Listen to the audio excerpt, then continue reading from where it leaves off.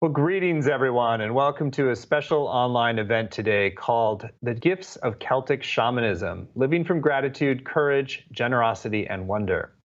My name is Stephen Dinan. I'm the founder and president of the Shift Network, and I'm delighted to be with you here today, partially because I have a lot of Celtic heritage and I don't know a lot about Celtic shamanism. So we've been on this quest to really integrate streams of wisdom from around the world and streams of practice. And a lot of times the more Celtic ancestral work has been neglected, frankly, and we get caught up in what is on the other side of the world, and sometimes what is closer to home can have less allure. And so for those of us with some Celtic ancestry, this is a particularly powerful journey today. We're here with one of the foremost shamanic teachers and practitioners of this work. Her name is Jane Burns, and her whole practice has been inspired and shaped by Celtic myth and lore. She's been teaching shamanic journeying since 2007 and brings a practice of over 20 years of experience in psychic and medical intuition and energy medicine and past life regression. She's also authored several books, one of which is Up a Tree, a novel, and shamanic handbook. So welcome, Jane. Thank you so much, Stephen. It's an honor to be here. Well, we have this hour with Jane, and I want to just let you know up front, we will have a chance to go much deeper in a program called Celtic Shamanism. So we'll share a little bit about that towards the end of the hour, really a chance to go deep into the heart of this work. So, Jane, let's start with a little bit of your personal backstory. What really put you on the path to reclaiming Celtic shamanism and making that a really central focus for your life and work? Well, I started like everyone starts in this field, I think, and I started with studying core shamanism with Sandra Ingerman and others through the foundation. And around 2004, I took a course with Tom Cowan in Celtic shamanism. I had been sort of exploring some of the lectures with John O'Donohue prior to that, and I had really kind of gotten intrigued by this whole idea of Celtic spirituality and the Celtic way of seeing and being. And when I took the class with Tom, I got even further intrigued. And it really seemed to make sense to me that, you know, I'm 100% Scottish and Irish, and it really made sense to me to investigate and explore and practice the indigenous roots of my ancestry. And that became a strong conviction for me. I mean, I'm not just interested in what is unique about Celtic shamanism, but I'm also very committed to understanding the similarities of Celtic shamanism with other cultures around the world. I also, you know, teach people, my students, and encourage my clients as well to explore the indigenous roots of their own ancestry. You know, this is a wonderful way of connecting the past with the future, of being able to open up a window so that we can see into the past and speak with our ancestors and learn their practices, learn what was important to them, tap into that deep, loving bond that they had with the land that bore them. And if you can, either in the journey or in person, travel back to the land of your ancestors. It's a very empowering thing to do in this modern world, to connect to the past, to connect to those that we share this world with. And also, I believe it strengthens our family going forward. So that's the reason why I'm so impassioned about Celtic shamanism. You mentioned that there's both. You're fascinated both with what's unique and also what's more universal and about Celtic shamanism. So maybe if you can lead us in a little bit with what have you really found that's kind of a unique lens on the practice of shamanism, and then what do you really find is more part of the universal in heritage? Sure. One of the things I think that sticks out so much about the Celtic way of seeing and being in the world is they're deep listeners, and they are deep observers of the natural world. They are in a true love affair, in a state of wonder and awe and reverence with the natural world. And they have so many blessings and prayers and poetry and story about the exalting of the power and the strength and the beauty of nature. everything that is available to us there, everything that we should be grateful for, everything that we should emulate in the natural world, having the natural world be our inspiration and be our teachers. And it's about a spirit of being in wonder and awe as much as we can in the world, and not retreating from the world or escaping from the world as much as we would like to in our modern world. The world is hard. It's hard to live here. And I think that the ancient Celts would say, you know, don't escape, don't pull away from the world, look deeper, look closer. And it's that through which we will find our connection to nature, and through that we find ourselves. So those are some of the things that are unique to the Celts. Of course, they're known for their blessings, for their prayers, for their praise of nature, the invocations that they give, their hymns, their collections that have been put together by several individuals throughout the 19th century, devoted to bringing all of those things out of the oral tradition and to preserve them, writing them down and keeping them all together. And so we have those that we can look back on, and we can see these ancient prayers and blessings, this praising of nature, this desire to emulate nature. It's a very, very vibrant part of the Celtic way of seeing and being, and it's something that I try to practice in my own life. It's about being fully present in the moment and fully aware of what it is that you're doing, and being thankful for the task or the responsibility or the chore or that moment of the day, the rising of the sun, the rising of the moon at the end of the day, the dark, sweet sleep that is available to us when day is done. And all of those things, I mean, to be constantly present and constantly in appreciation and praise and gratitude for that. That's the thing that sticks out to me the most about what is the Celtic way of seeing and being. Yeah, it just seems like being in constant praise and gratitude. It's like it also connects. There's the whole bardic traditions and the sort of the singing and the kind of the praising of reality that comes with that really feels like the roots are intermingled, huh?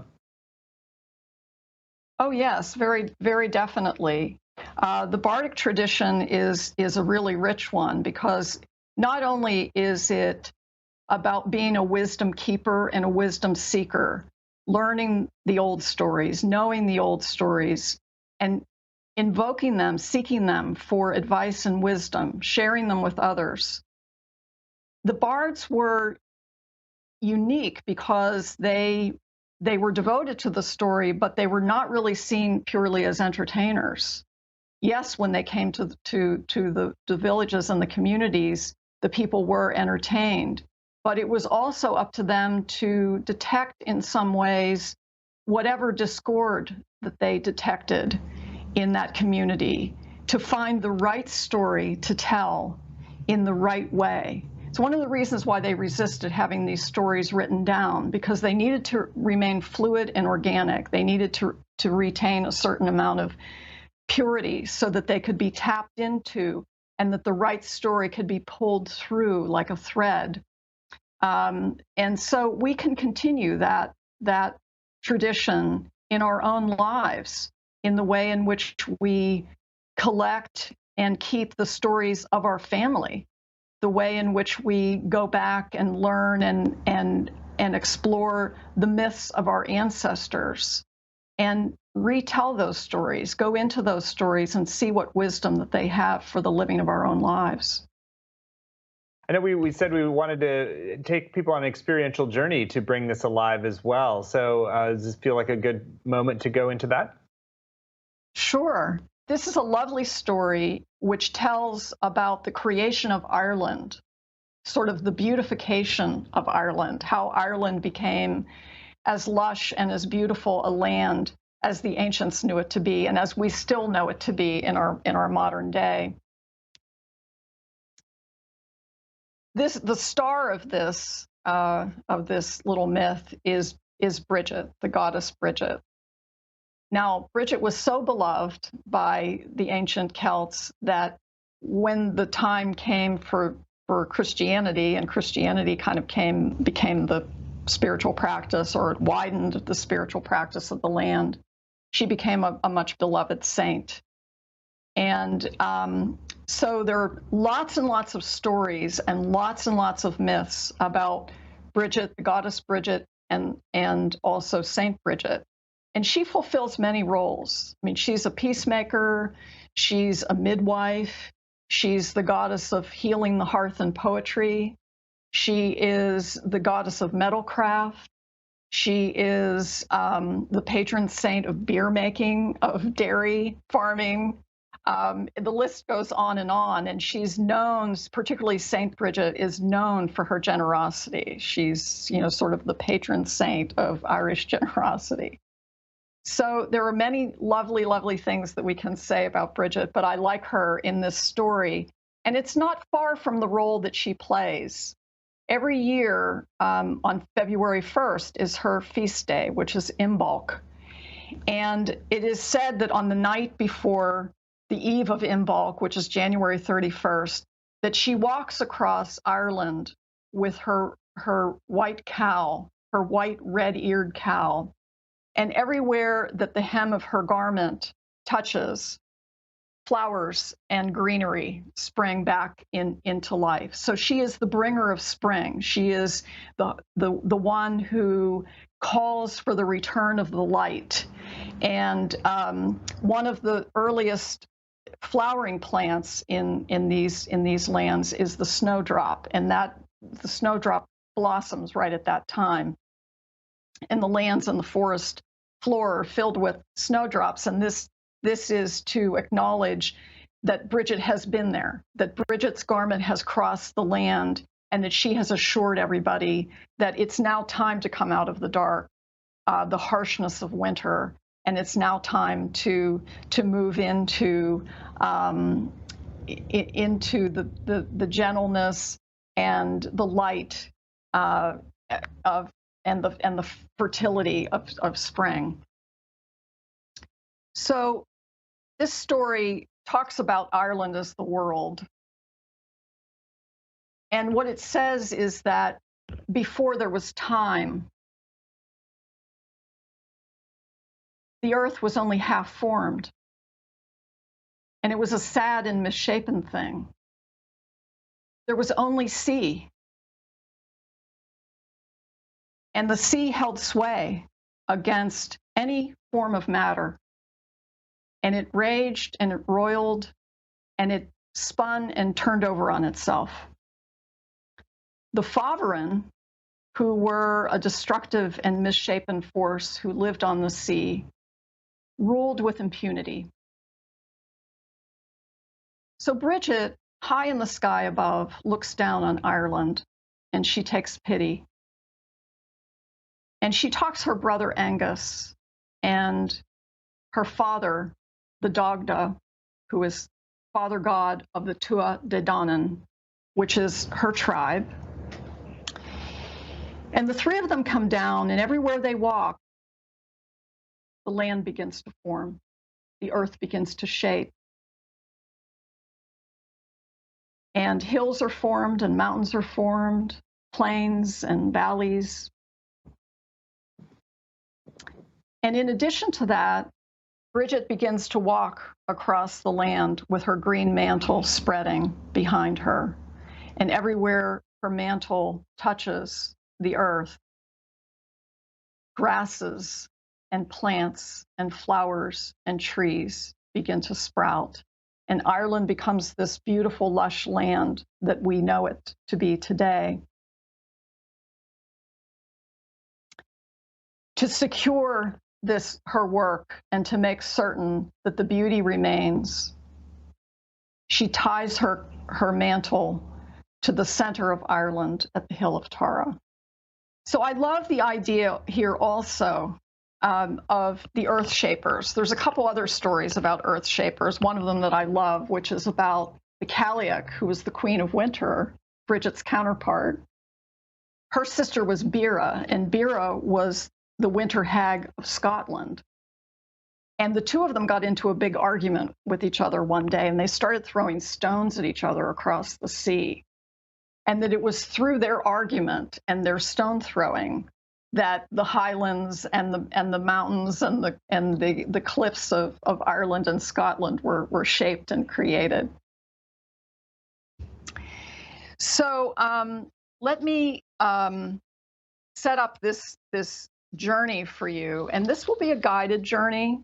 And in this journey, we're going to visit with Brigid, and we're going to rely on her skills and her knowing about where fertile land lies and where possibility for growth lies and what needs to be let go of, and so that something can grow. Here's this idea, which is very popular in Celtic mythology and Celtic philosophy, which is about the importance of order and chaos and the importance and acceptance of duality.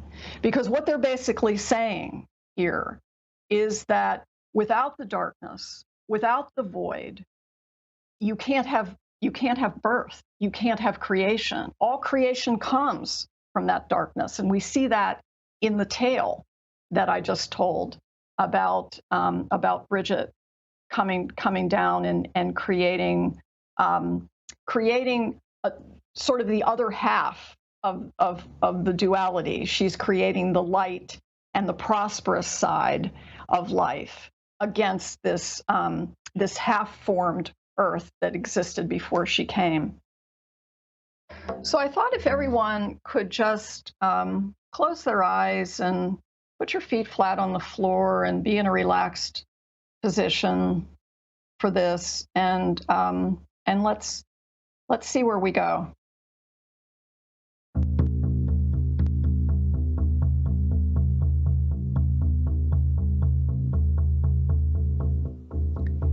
You will begin your journey at the entrance to a wooded place that you know.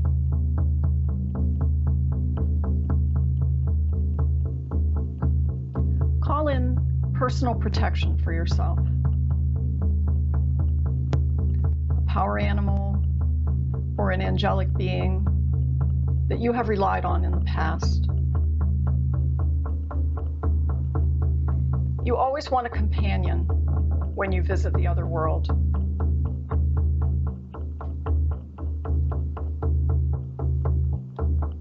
Begin to run through the forest.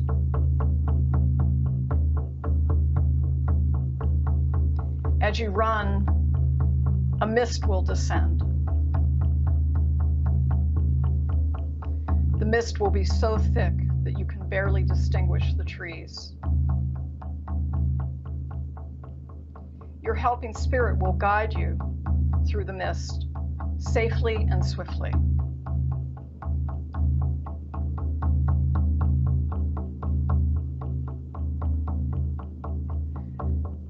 Soon the mist will begin to dissipate.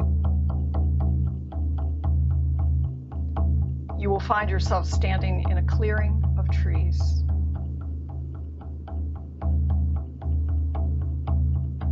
You know and feel that you are in sacred, protected space.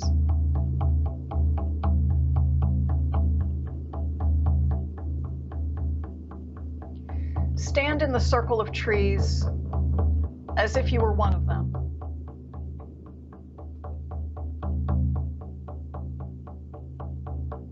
Bow your head in reverence and ask the goddess Brigid to come and bring some insight into reshaping the earth of your life.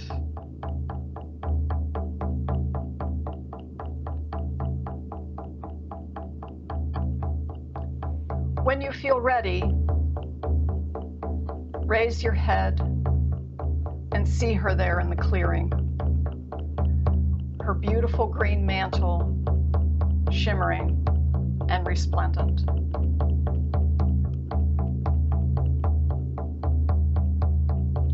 Ask to see the state of your inner landscape through her eyes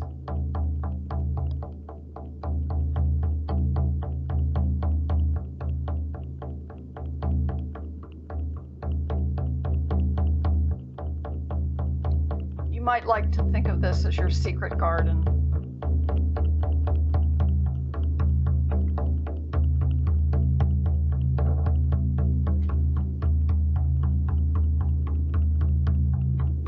How accessible is your inner landscape to you?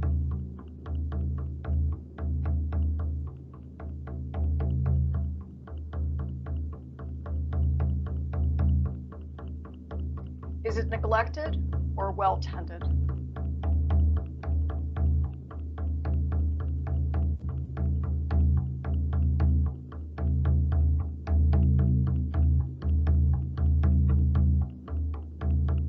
What is in chaos and what is in order?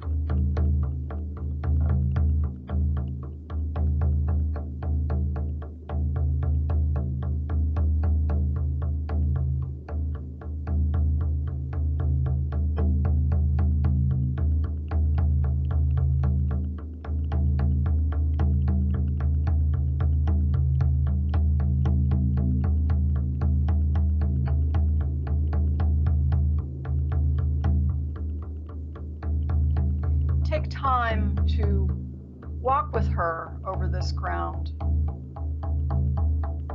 and show you how rich with potential and fertility it is.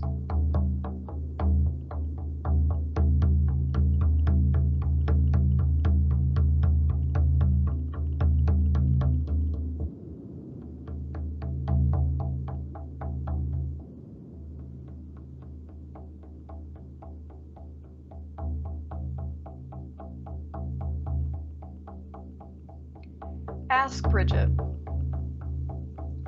what do I need to let go of? And what do I need to let grow? What do I need to let go of? And what do I need to let grow?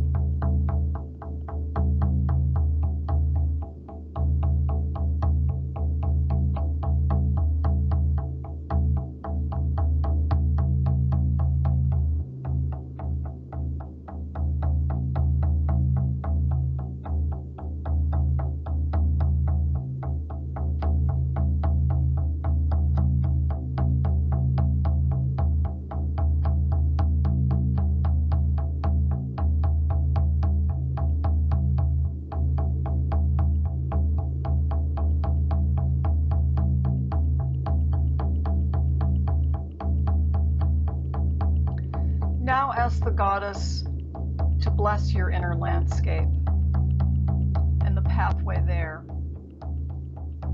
She will drag her cloak over the ground and bless it. Watch what springs to life. Observe what grows.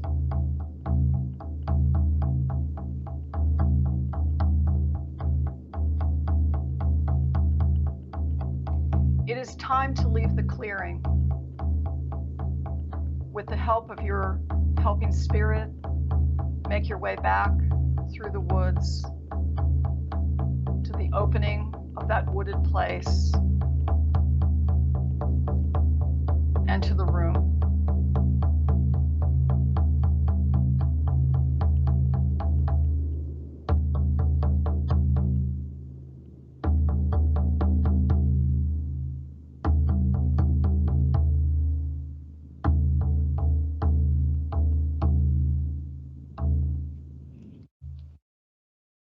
Well, thank you, Jane. That was a beautiful guided practice. And I got some real insight about the letting go of certain kinds of engagement within the company and opening to a deeper relationship with nature as part of the regular rhythm of my days. And it does feel like is speaking to really something very important and that is also connected to with my own Celtic ancestry. So thank you for the blessing of that. I'm sure that everyone out there has gotten their own unique insights from that practice. And do we have also have a little bit more we wanted to cover here? You had talked about how Celtic wisdom is really also a lot about reclaiming sovereignty when we were discussing today's program. So I'd love for you to share a little bit about that as we're kind of everybody's reintegrating from the journey. as you know, and as the myth reveals, and a little bit of what I talked about, we live in a dualistic world, and it makes us very divided sometimes with ourselves because we don't know where to put our loyalties. Do we give our loyalties to the world and to what the world expects of us, to what the world wants of us, to what our community wants, our family wants, our culture wants, our faith? Or do we listen to something that lies deep within us, deep within our center? Sovereignty, the way the ancients explained it, is about being in right standing with the gods above us, the heavens above us, and with the earth below us, and with the soul within us. So it's an interesting kind of idea that sovereignty is really about the uniting of heaven and earth, which is well within the confines of the possibility of how we live in the world. But obviously what it requires is complete allegiance and serving to the call of our soul. That's how we live in a wiser way, how we investigate our inner landscape, how we come to know who we are in the world, which is the big question that we come here to answer. And it just turns the camera around in a bit. This isn't about self-absorption. It's not about selfishness. It's not about, sovereignty is not about domination or power or manipulation of others. It's about following the call of your soul. Our life is not random. We are here for a reason. We are here for a mission. We all have hidden gifts and talents that we never seem to get around to exploring or allowing them to have their due, allowing them to have a voice and an expression in the world. We don't allow ourselves to share those rich gifts and treasures and resources with the world. That's our act of greatest generosity in this world. And sovereignty, the striving for sovereignty or the practice in moving towards sovereignty is all about that. It's all about living a more ensouled life, a life that is more informed by soul and therefore more informed by spirit. As I was saying earlier, nature knows who you are. They know the truth of who you are. So do your spirit allies. And so we have that option of going into the spirit world and seeking that information. Who am I truly? Why am I here? What did I come to bring to the world? People know when they're serving their destiny and when they aren't. And as a practitioner, I would say that it is the most common complaint that people come to see me with. I don't know why I'm here. I want to bring something to the world, but I don't know what it is. People want to leave a legacy. They want to leave the world better than we found it. We all want that. But the world is not going to be able to inform us as to what that legacy is. That's dictated by the soul. And if we aren't in communication with the soul, then we aren't going to know. And if we don't know what it is that we're truly supposed to bring to the world, we won't have command over our lives. And if we don't have command over our lives, we don't have sovereignty. Well, that was beautiful. You really wove quite a number of threads together, and I love the way you're talking. You really relate sovereignty to the notion of bridging heaven and earth and really being in an expression of our soul's purpose. It'd be great if you could paint the picture a little bit for us, for people who are not as familiar. Like, what is some of the practices, the field of spiritual engagement look like for Celtic shamanism? Well, why don't we look at let's look at the ways in which Celtic shamanism is very, very similar to shamanism as an expression of spiritual practice and healing in the world. One of the things that we feel is signature to the expression of shamanism as a practice in the world is the belief that everything has a soul, that everything has a spirit, and that everything is alive. and that as such, everything has its own strength, its own wisdom, its own contribution to the greater fabric of life, including us. In addition to that, there's the belief in the interconnectedness of all things, and that we are connected to everything else through spirit, through our divinity. There is the belief also that aside from the temporal material world in which we live, which we know, there is an unseen world of spirit that permeates our world, and that therefore is available to us to go and to seek counsel, to seek wisdom, to seek protection, strength, greater self-knowing. The spirits know us better than we know ourselves. Anyone who has journeyed and worked with spirit allies knows that. And even when we're out in nature and we're walking among the trees or walking in among the birds and the forest animals, when they interface with us, they see us for who we truly are. In some ways, they know us and see us better and more sharply and precisely than we do. When we look at the shaman archetype, that's a very broad archetype that has many, many facets to it. So there is the role of the storyteller that goes underneath that big heading of shaman. There is the role of the healer, often one who works with plants as remedies. There is, oftentimes the shaman is invoked for some kind of looking into the future, some kind of oracular role that has to be played when people want to know what's going to happen around the corner, or what impact is this particular thing going to have on our community. The shamans were called upon to invoke the spirits for that kind of wisdom and that kind of advice and foresight. And then you also have the role of the psychopomp. That's the one who commissions the souls of the dead into the spirit world and also performs death rites. You have the priests and the ceremonialists. You also have within the heading of the shaman, you have the shapeshifter, the magician, the wizard. And so all of those roles are represented in the Celtic paradigm, but they're split into a distribution of labor. And I'd like to go through those because they are really fascinating.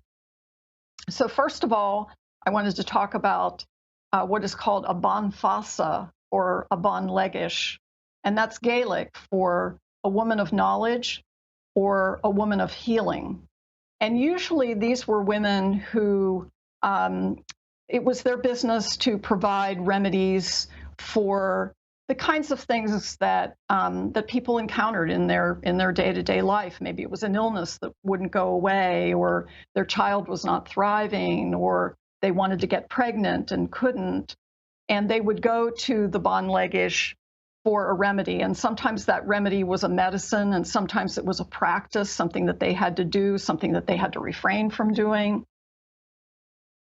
And sometimes it was the removal of a curse. Oftentimes it was interpreted that that was a curse that had come from the faeries, that they had somehow created some kind of ill will with the faeries, and so the faeries had put a spell on their child or caused their cow to die. And so they would do what they could to ameliorate that circumstance, usually with some kind of remedy. And then you have, moving further into that realm, the members of what was called the Kriya Shi, and that's the fairy faith. And it was their responsibility to kind of placate the fairies, to look out for and protect the boundaries between where the fairies lived and where the humans lived, and to respect the hollow hills, as they were called, where the Shi lived, or to protect the sacred trees, for instance.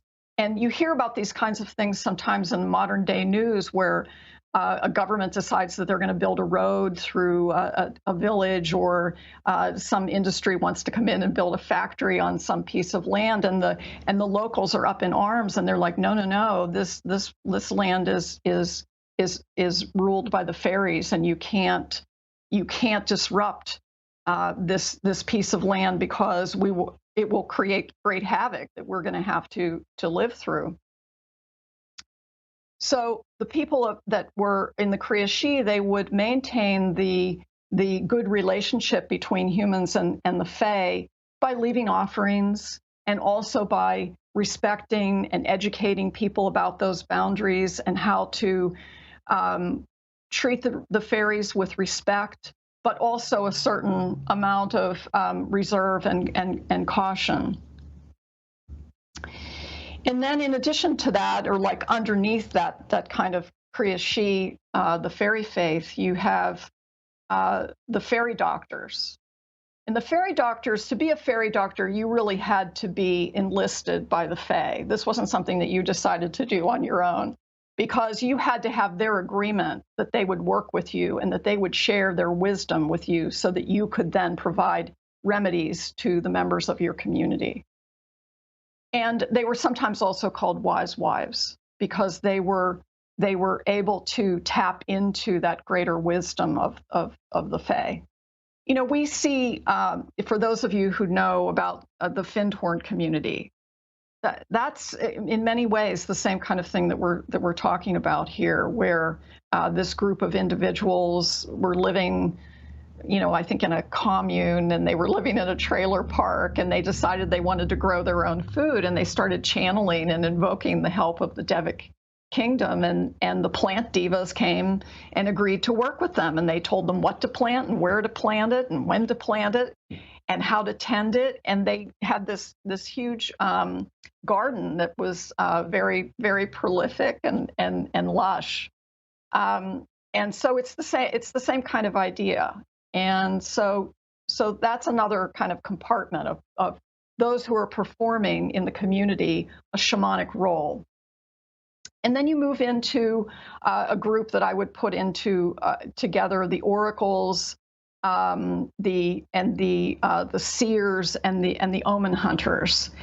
And these individuals were the ones that the community went to when they wanted a window into the future. One of the times of the year when that was really important to these people and seemed really crucial is at Samhain, which is the Celtic New Year, and it's the beginning of the dark half of the year. It's November 1st in our calendar.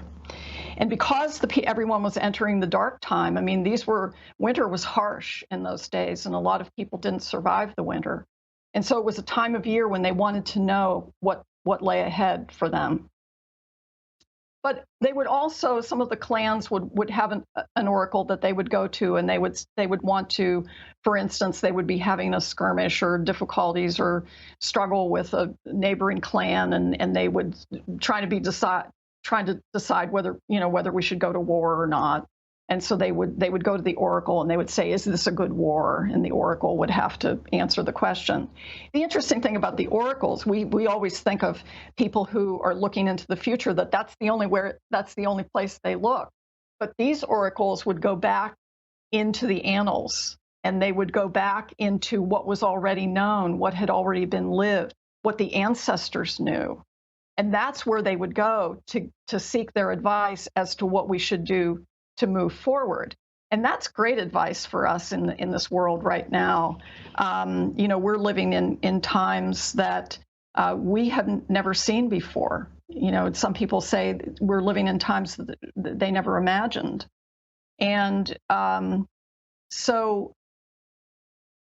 this idea of going backwards instead of forwards to garner wisdom for the ancients who also lived in chaotic times and who also understood strife and who also understood what it was to be out of sync and out of alignment with the elements and how dangerous that could be, and to invoke what they knew in order to solve the issues that we have confronting us now. So the omen hunters were interesting because they would work in those areas where I talked about how this belief, this shamanic belief of how the spirit world permeates our world. And where they would go would be the thin places. It would be the places where the veils seemed very thin.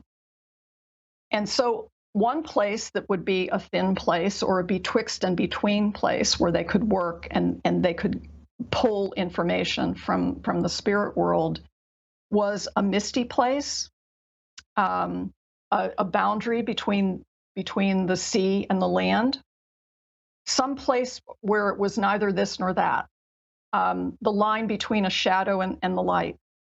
And they would straddle that betwixt and between, and they would also maybe go into a thin time, like around the two twilight areas of the day, which are at dusk and at dawn. And they would try to see how many circumstances, how many thin circumstances they could maximize on so that they could get a good omen.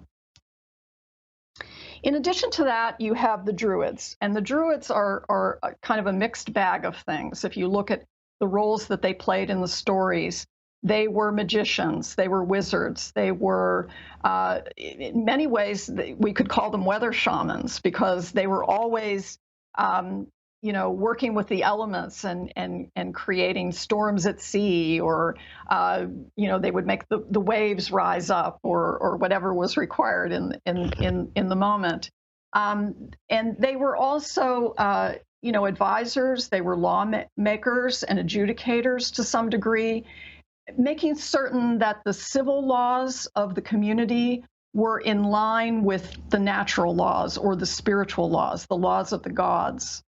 They were also ceremonialists. They led the ceremonies and performed those kinds of gatherings that the community would have around the festivals and marking certain times of the year and that sort of thing. As far as the role of the psychopomp, you have the keening woman, the Bon Quincha. And the Bon Quincha was responsible for the commissioning of the soul of the dead into the spirit world. She was also responsible for the commissioning of the grief of the community, from taking it, almost excising it out of their bodies, out of their collective bodies, so that it too could in some ways pass over. Because the whole point of death is that nothing is the same. It's not the same for the soul that passes, and it's not the same for those who are left behind. There's no going back. And so each person involved in that has to make a very important journey, a very big transition. And the Bon Quincha was the one who facilitated that transition for the community.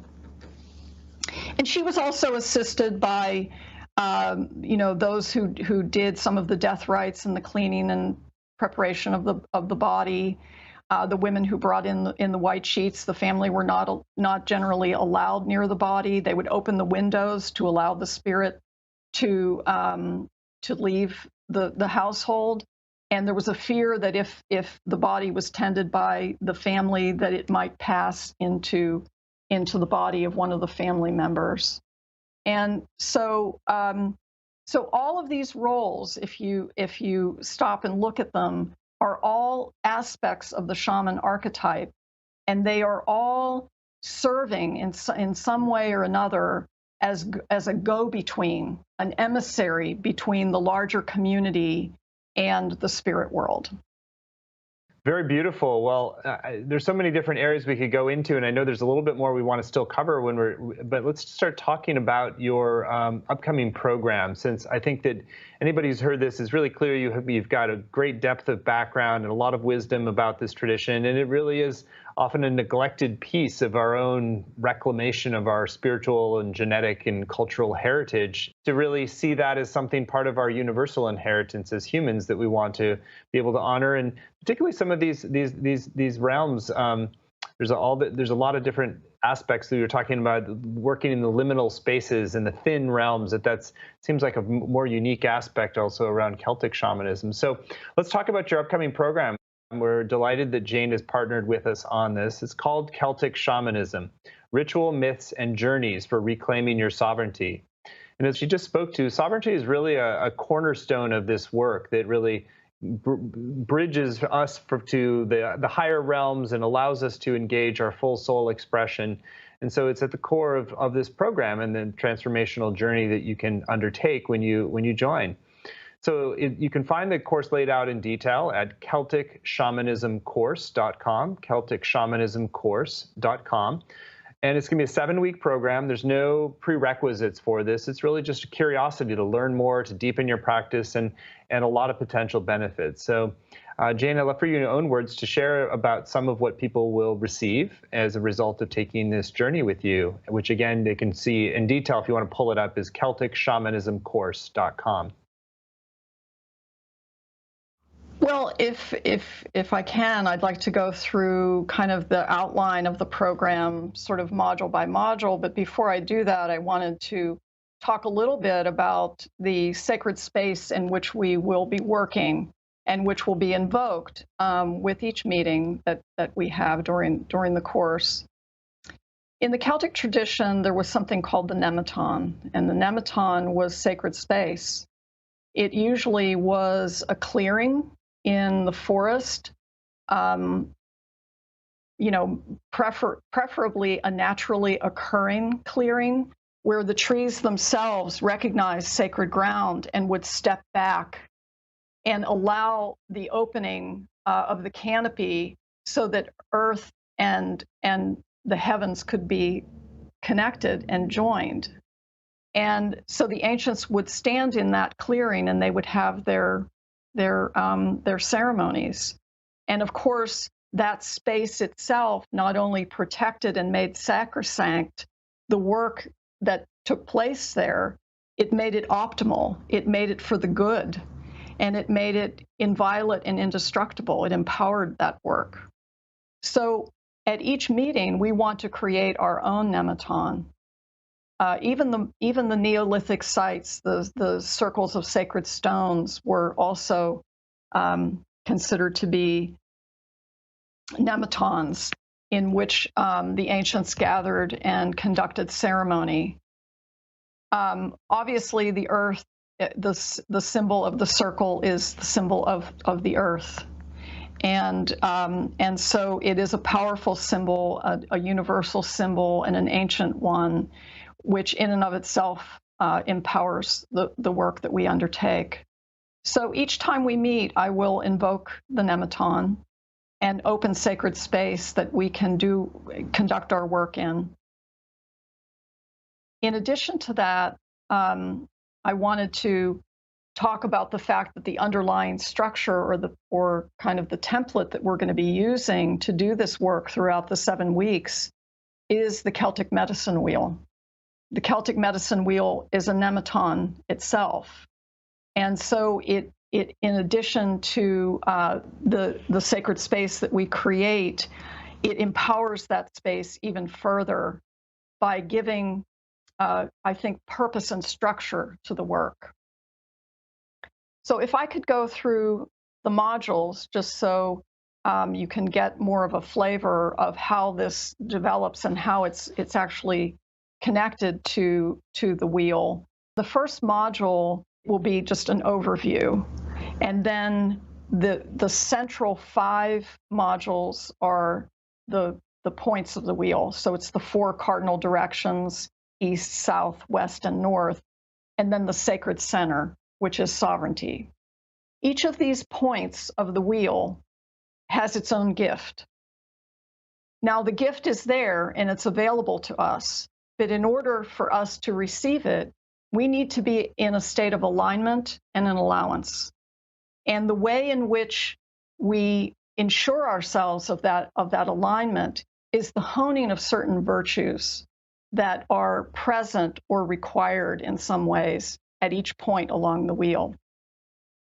In the first week, we're just doing an overview, and we are studying the myth of the settling of the manor of Tara, which tells a story about how the chieftains of the 4 provinces surrounding the central province of Tara, where the king sat, how these 4 outlying provinces were in discord and argument about where they owed alliance and allegiance, and why did they necessarily owe allegiance to the center province.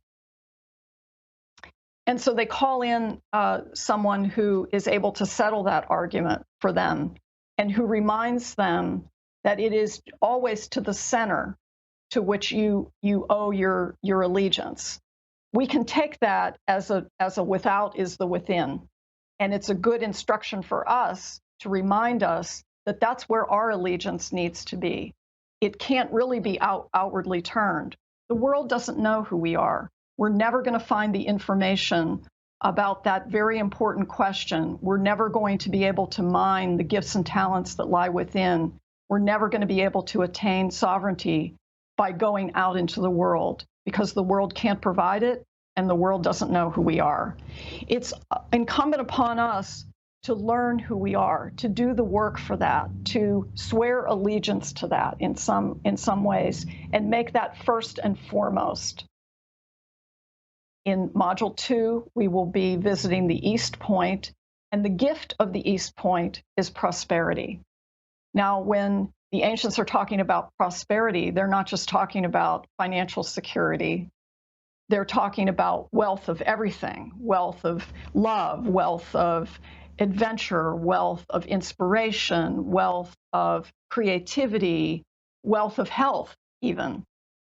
And so in order to avail ourselves of that prosperity, which is the unconditional generosity of nature, it's the unconditional generosity of the mother goddess, the goddess sovereignty herself.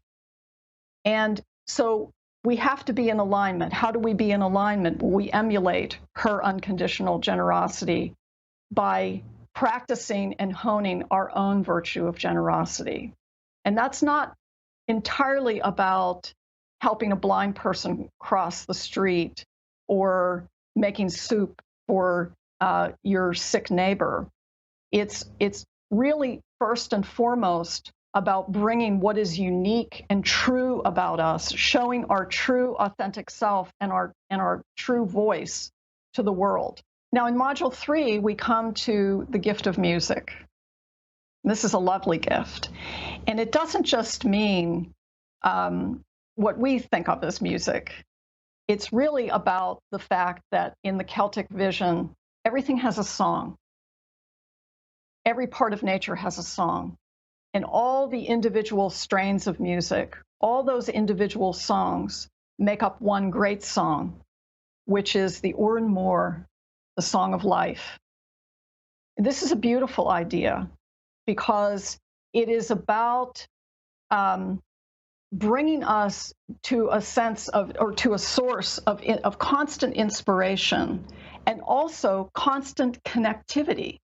Here you can see this idea in the one great song, you can see this idea of the interconnectedness of all things, that beautiful fabric of life, that web of life to which each song and each strain of music is like a different thread in the overall fabric or the overall weaving.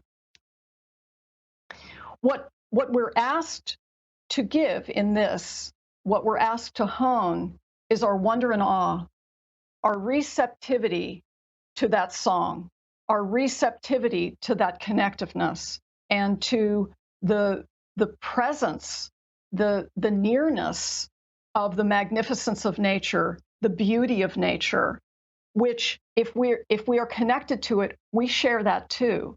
And that becomes actually a source and an inspiration for us to begin to gather together our own creative expression in the world. When we come to the west point of the wheel, the gift here is knowledge. And of course, it's wonderful to know things about the world and to know things about nature and to know things about other people and to master certain skills in the world. But the knowledge that is most pointed to here is the knowledge of who you are, the answer to the question, who am I? Which to the ancients was the key to all other knowledge.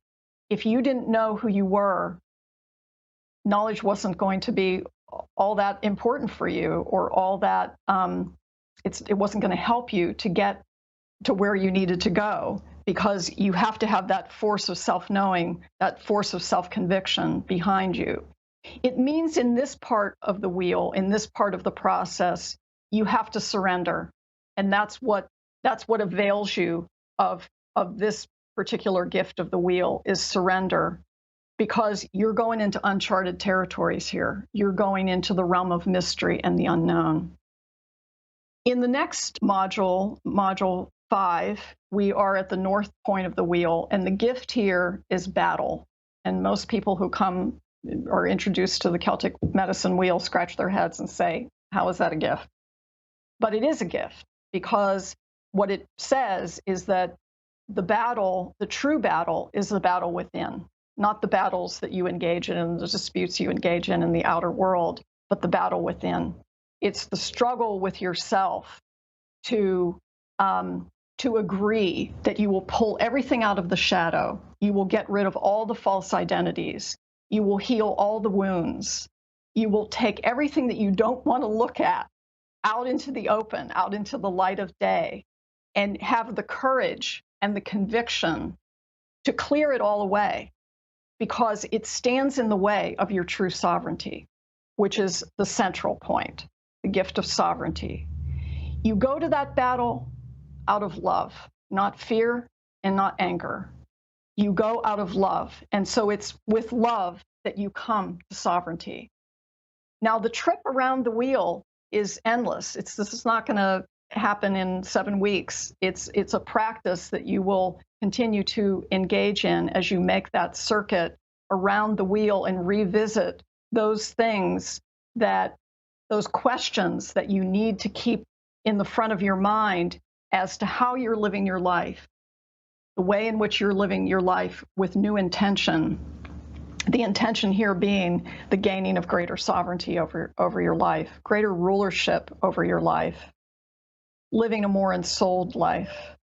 And so our last module is really a summary of all of that, and it will provide also a daily practice, a prayer, for instance, that you can say every day as you stand in your own nematon and face in the different directions, and ask questions that are appropriate to ask yourself to keep you on the track of this practice, and to keep you awake to the gaining and necessity of your own sovereignty.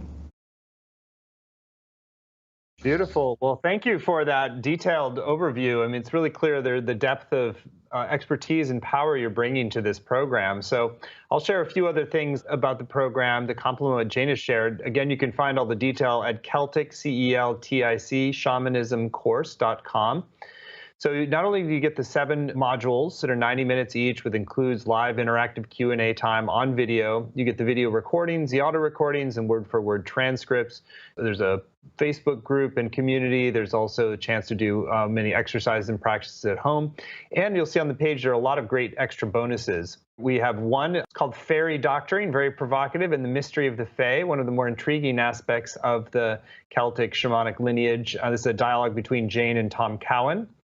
There's one on the ancient bardic tradition, alive and well in Scotland, a video dialogue with PDF transcript with Jane Burns and Rowan Morrison.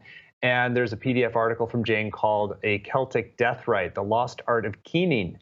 Again, intriguing because we have some surface familiarity with these realms, such as around the fairy and the bardic traditions and keening, but oftentimes we lack the depth of really understanding them as spiritual practices to connect us with different aspects of reality. So some great extra bonuses.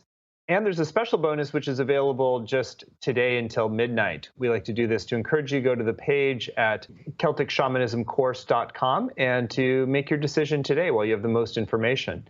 So this is called Celtic Shamanism, an Awakening Landscape, and it's a dialogue between Jane and one of our favorite Shift faculty members, Sandra Ingerman, who's a big fan of Jane's work as well. So Jane, you want to share anything about that dialogue and what people get when they sign up today? Well, that was a dialogue that I had with Sandy at her request, because Sandy is a big fan of Celtic shamanism and understands very well the richness and power of this particular tradition.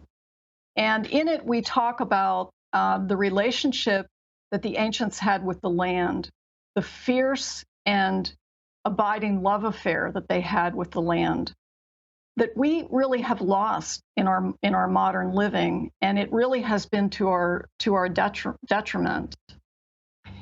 There is this idea in the world now, in the shamanic community, and also in the Celtic lands, an awareness of how the landscape itself is calling us back.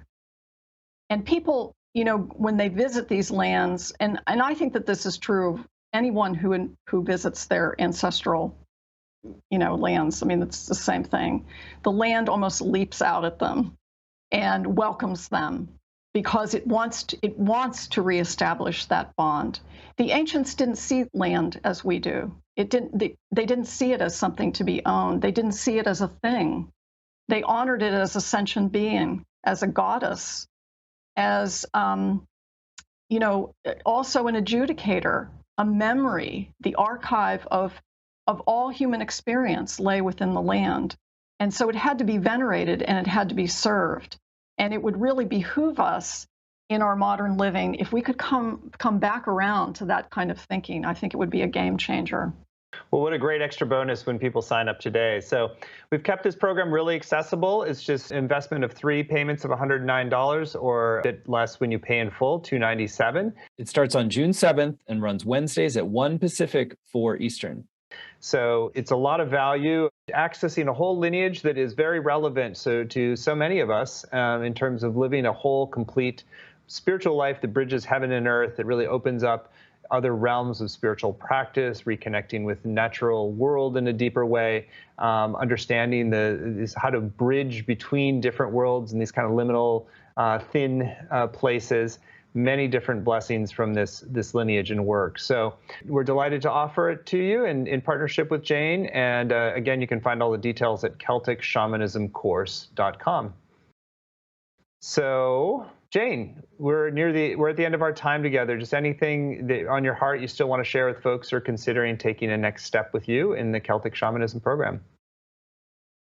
I would like to just leave everyone with a blessing. Deep peace of the flowing air to you. Deep peace of the smiling stars to you. Deep peace of the running waves to you. Deep peace of the quiet earth to you. Deep peace of the people of the She to you.